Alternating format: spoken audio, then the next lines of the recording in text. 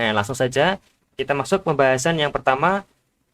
Sebelum masuk lebih dalam, kita akan mengingat dulu materi tentang tekanan ya. Tekanan mempunyai simbol P.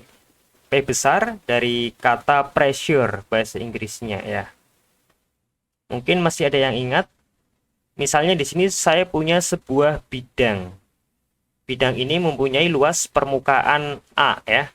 Nah, ketika bidang ini ditekan dengan gaya F, artinya diberikan gaya ke arah bawah, maka permukaan di bawah bidang akan mengalami yang namanya tekanan ya.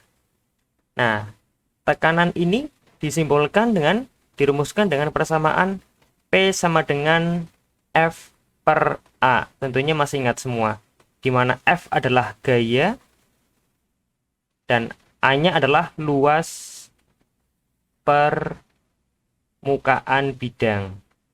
Nah, dari persamaan ini bisa kita lihat bahwa nilai dari tekanan itu sebanding dengan F. Artinya, jika gaya yang diberikan semakin besar, maka nilai tekanannya semakin besar. Tetapi berbanding terbalik dengan luas permukaan. Jika luas permukaannya semakin besar, maka nilai tekanannya justru semakin kecil, karena besarnya gaya ini akan dibagikan ke semua area bidang secara merata. Tapi jika bidangnya itu kecil ya, A-nya kecil, maka gaya ini akan terkumpul di situ sehingga akan menghasilkan tekanan yang besar. Contoh pengaplikasiannya adalah pada sepatu pool sepak bola. Nah, di sepatu sepak bola itu kan di bawahnya ada poolnya. Nah, poolnya itu tujuannya untuk mempersempit luas permukaan sehingga tekanannya akan semakin besar. Nah, karena tekanan itu, saya tulis lagi, mempunyai persamaan F dibagi A, di mana A-nya, F-nya ini merupakan gaya mempunyai satuan Newton ya, sedangkan A, luas permukaan, mempunyai satuan meter kuadrat, maka satuan dari tekanan bisa kita tuliskan dengan Newton per meter kuadrat, atau Newton meter pangkat min 2. Selain itu, tekanan juga bisa dituliskan dengan satuan Pascal. Ya, 1 Pascal itu nilainya sama dengan 1 Newton meter pangkat min 2. Ada lagi satuan tekanan yang lain adalah atmosfer, atau biasa kita kenal dengan istilah ATM ya, di mana 1 atmosfer atau 1 ATM itu nilainya sama dengan 10 pangkat 5 Pascal. Ada lagi tekanan yang lain satuannya, misalnya contohnya bar. Contohnya ada lagi juga Tor, cm Hg, dan seterusnya. Tapi yang akan banyak saya bahas di materi kali ini yaitu satuan Newton meter, Pascal, dan juga ATM. Nah, kemudian kita mengenal yang namanya tekanan hidrostatis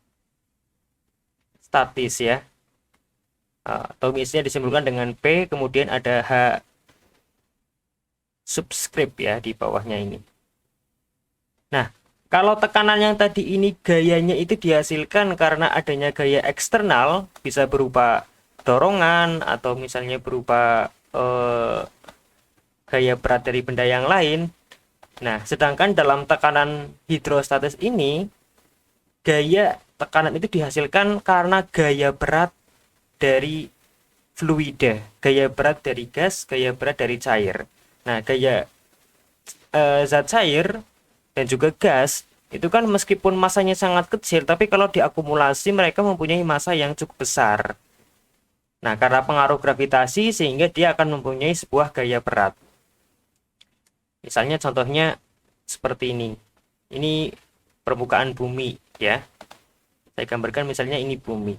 Di atasnya bumi ini kan terdiri dari udara, ada oksigen, ada nitrogen, ada helium, dan seterusnya.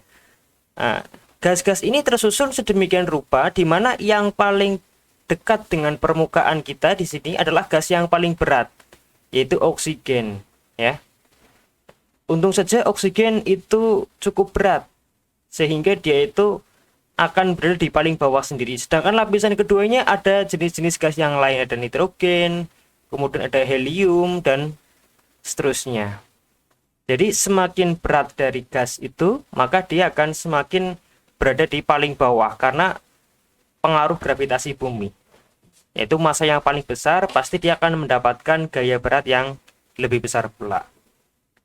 Demikian juga dengan air. Di sini misalnya saya punya sebuah bejana, kemudian bejana ini diisi dengan air ya.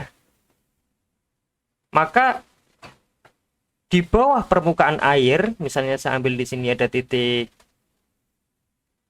P ya di sini ya, dengan kedalamannya adalah H, maka titik P ini akan mengalami yang namanya tekanan hidrostatis akibat gaya berat dari zat cair di atasnya ini. Berapa nilai tekanan hidrostatis di titik P ini? Nah, tekanan hidrostatis di titik P ini bisa kita tuliskan dengan persamaan dari tekanan tadi sudah saya sampaikan, yaitu F per A. Di mana F atau gaya ini bisa kita ganti menjadi M kali G dibagi dengan A. Ya. Massa ini adalah massa zat cairnya atau massa fluida. Nah, massa fluida ini bisa kita ganti juga dengan persamaan M sama dengan, masih ingat ya, massa jenis dikalikan dengan volume fluida. Nah, karena kita nggak tahu ini massanya berapa, maka kita bisa cari dengan persamaan massa sama dengan massa jenis dikalikan volume dari fluida. Nah, volume fluida dikalikan massa jenis inilah yang menyebabkan gaya berat dari fluida ini sehingga menekan daerah di bawahnya. Nah, pada kasus ini adalah titik P ini. Sehingga persamaan ini bisa saya tuliskan P sama dengan rho. Kita langsung replace saja massanya dengan rho kali P dikalikan G dibagi dengan A ya.